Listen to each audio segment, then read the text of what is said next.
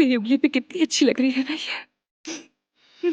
जुमाना या तो अपनी बहन को यतीम खाने भेजेगी या फिर मजबूरन पीछे हट जाएगी। औजान से यकीन रखो मेरा, हम तुम्हारी आपा को सरप्राइज देंगे तो वो खुश हो जाएंगी ना।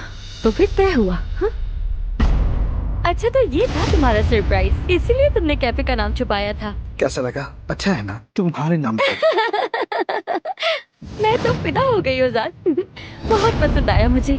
मेरी आंखों के सामने जुबाना और ओजान मोहब्बत का इजहार कर रहे हैं एक दूसरे से। मुझसे बर्दाश्त नहीं हो रहा, जो भी कदम इतनी जल्दी करें अम्मी। इनको देख के मैं पागल हो रही हूँ। मैं नहीं जानती आप क्या करेंगे, लेकिन कुछ भी करें। ठीक है बेटी, ठीक है, मैं बतूल को ही ढूंढ रही हूँ।